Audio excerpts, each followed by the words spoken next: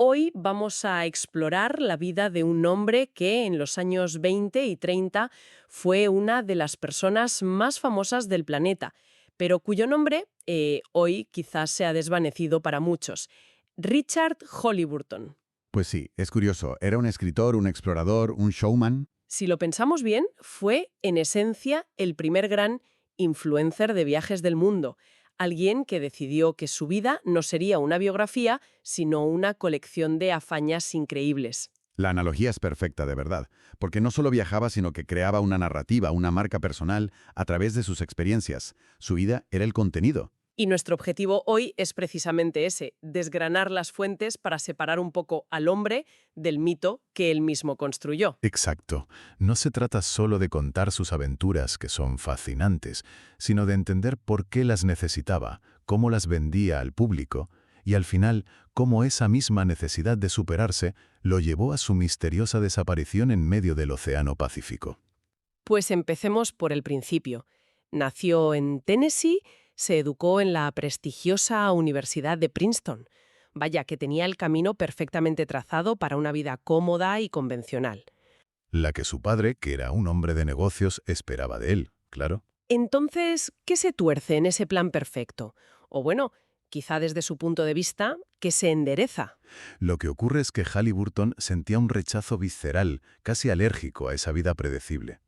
Hay una carta que le escribe a su padre, con solo 20 años, que es una auténtica declaración de guerra contra la normalidad. Así, la he leído. Es potentísima. Muchísimo. En ella dice que odia la expresión un ritmo monótono y promete que hará todo lo posible para que su vida sea conglomerada y vívida. Y termina con esa frase que se convertiría casi en una profecía, ¿no? Justo. Dice, seré especialmente feliz si se me ahorra una muerte estúpida y común en la cama. Una muerte estúpida y común en la cama. Vaya, eso es toda una declaración de intenciones.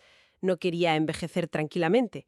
Quería, no sé, consumirse en una llamarada. Exacto. Y hay que entender el contexto. Pertenece a la generación perdida, la que viene justo después de la Primera Guerra Mundial. Es una juventud que ha visto el sinsentido de la muerte industrializada en las trincheras y que, como reacción, busca experiencias auténticas, intensas. Que le den un significado a la vida. Eso es. Y fluido por autores como Oscar Wilde, para él la vida era una obra de arte que debía vivirse al máximo. Así que, en cuanto pudo, se enroló como marinero en un carguero y ahí confirmó su vocación. La aventura por encima de la estabilidad, de la familia, de una carrera convencional. De acuerdo, pero todo esto suena increíblemente caro. Su padre no parece que fuera a financiar esta rebelión contra el ritmo monótono. ¿De dónde salía el dinero para dar la vuelta al mundo? ¿O cruzar los Alpes con un elefante? Pues esa es la clave de su éxito.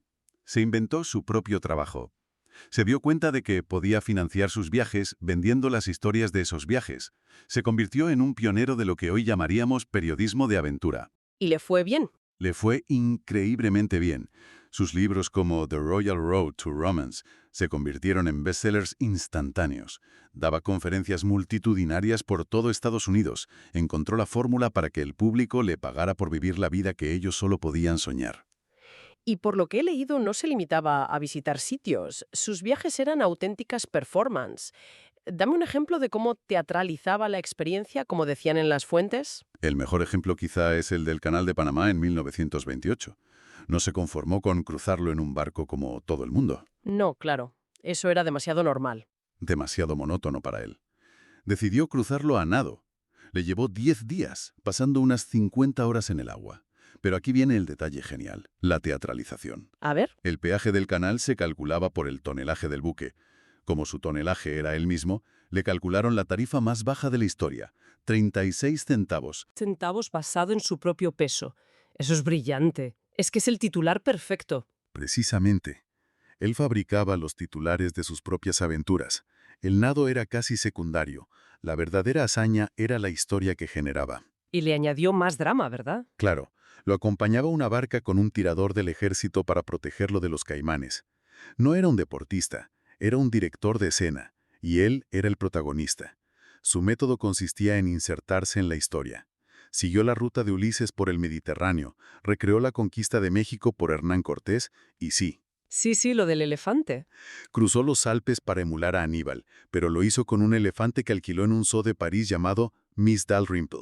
No me puedo imaginar la logística de llevar un elefante de zoo a través de los Alpes. Eso demuestra hasta qué punto estaba dispuesto a llegar por conseguir la foto, la historia, Totalmente. y parece que tenía un don para estar en el lugar adecuado en el momento adecuado.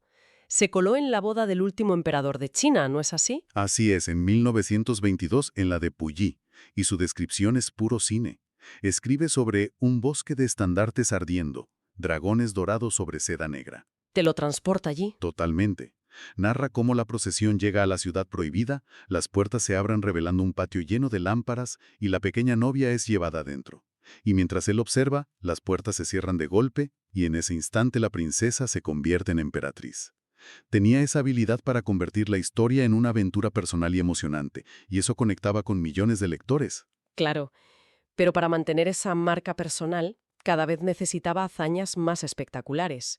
¿Cuál fue el punto álgido? El viaje que realmente lo catapultó a la estratosfera de la fama. Sin duda, la expedición del Flying Carpet, la alfombra voladora, entre 1930 y 1932. Suena a una película. Y lo fue. La idea era nada menos que dar la vuelta al mundo en un biplano Stearman de cabina abierta. Para ello contrató un piloto pionero, Moye Stephens, con un simple apretón de manos. El trato era, sin sueldo pero con todos los gastos pagados, sin límite. Una oferta irresistible para un joven aviador, me imagino. Pues sí, y un biplano de cabina abierta para dar la vuelta al mundo. Hoy suena a locura, en los años 30 debía ser ciencia ficción. Supongo que de ese viaje salieron algunas de sus historias más memorables. Desde luego.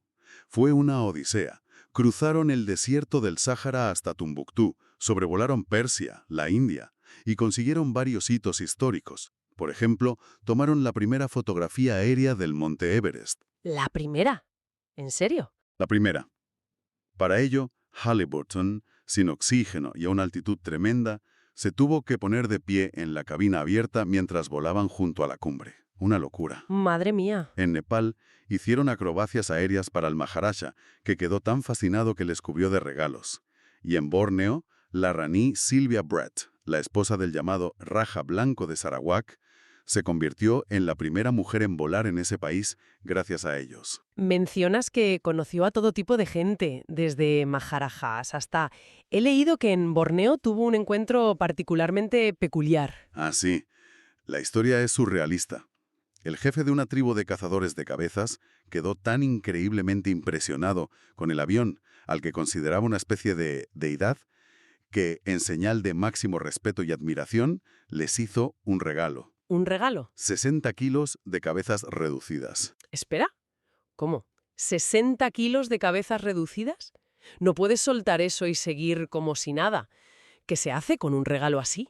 No es algo que puedas facturar como equipaje de mano. Pues, según cuenta Moye Stephens, el piloto la situación fue de lo más incómoda.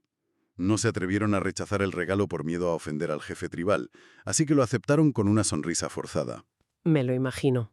Y en cuanto tuvieron la oportunidad, en cuanto despegaron y se alejaron lo suficiente de la aldea, se deshicieron discretamente de las cabezas en la selva. Alucino. Imagino la conversación en la cabina. Moye, creo que aquí hay buen sitio para aligerar la carga. Totalmente. Tengo buenas y malas noticias. La buena es que le hemos caído genial al jefe. La mala es que vamos a tener que pagar exceso de equipaje. Bueno, en este punto, Halliburton es una celebridad mundial. Es el héroe americano por excelencia, el chico de buena familia que vive aventuras sin fin.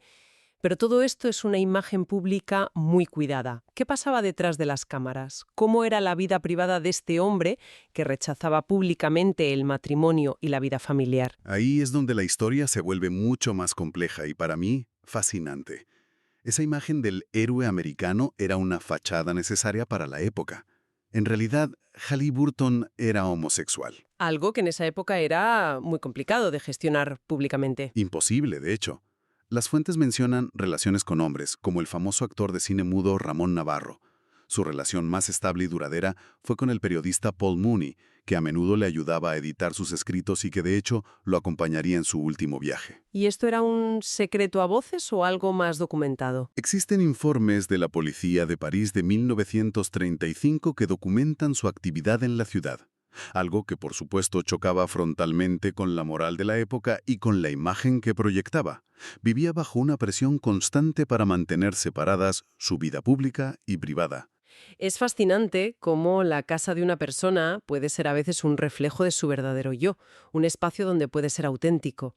Háblame de esa casa que construyó, la Hangover House. El nombre ya es sugerente. La Hangover House es una obra de arte y una declaración de principios.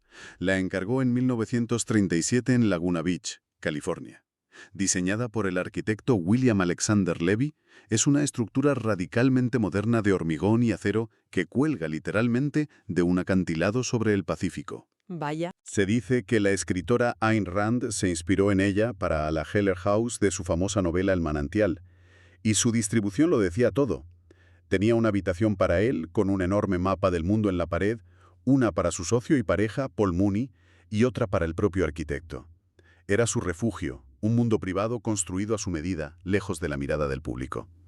Y mirando hacia atrás, a su obra escrita, ¿cómo ha envejecido? Me imagino que algunos de sus comentarios, vistos con los ojos del siglo XXI, pueden resultar chocantes. Sin duda. Sus escritos contienen comentarios que hoy calificaríamos de etnocéntricos, muy propios de un hombre blanco y privilegiado de su tiempo. Por ejemplo, en uno de sus libros expresa su sorpresa de que la primitiva tribu Seri viviera tan cerca de la sofisticación de Hollywood. Un comentario muy de la época, sí. Pero sería injusto juzgarlo solo por eso. Al mismo tiempo mostraba una fascinación genuina por otras culturas. No era un antropólogo, pero actuó como una especie de embajador cultural para millones de personas. Se reunió con el emperador de Etiopía, Haile Selassie, con el Mahatma Gandhi, con el último emperador de China. Abrió una ventana al mundo para una generación que no tenía acceso a esa información. Entiendo. Entonces, llegamos a finales de los años 30. Está en la cima, pero quizás siente que el mundo está cambiando, que su estrella empieza a necesitar un nuevo impulso. Exacto. Necesita una última gran hazaña, algo que nadie haya hecho antes, que lo vuelva a poner en boca de todos. Necesitaba el golpe de efecto definitivo. Y así nació la idea de su aventura más ambiciosa y, a la postre, fatal. El Sea Dragon. El dragón del mar. Cuéntame el plan, porque sonaba espectacular, como todo lo que hacía él. El plan era navegar un junco chino tradicional, el Sea Dragon, desde Hong Kong hasta la Exposición Internacional del Golden Gate en San Francisco, que se celebraba en 1939. ¿Un junco chino cruzando el Pacífico? La embarcación en sí era un símbolo perfecto de su filosofía. Un junco de 23 metros construido a la manera tradicional de Guangzhou, con un espectacular dragón pintado en la popa, pero equipado con un moderno motor diésel. Era el encuentro entre el Oriente misterioso y el Occidente moderno que él quería personificar. Suena increíblemente romántico, pero también increíblemente peligroso. ¿Fue una expedición bien preparada? Conociendo su historial, me imagino que hubo más teatro que náutica. Has dado en el clavo. El proyecto estuvo plagado de problemas desde el primer día. La financiación fue una pesadilla.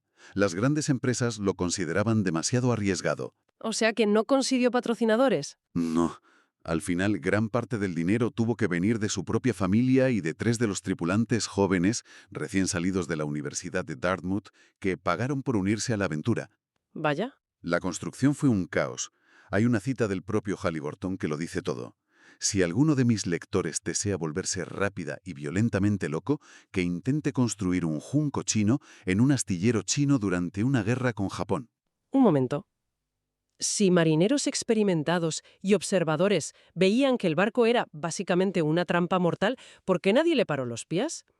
¿Era su ego, la presión por conseguir la hazaña, una especie de ceguera voluntaria? Que el junco era demasiado pesado en la parte superior, que navegaba peligrosamente bajo y que los mástiles y las velas eran desproporcionadamente grandes. O sea que era inestable. Era una embarcación inherentemente inestable. La cabina de popa era casi 3 metros más alta de lo que debería. Pero Halliburton ya estaba metido de lleno en la narrativa.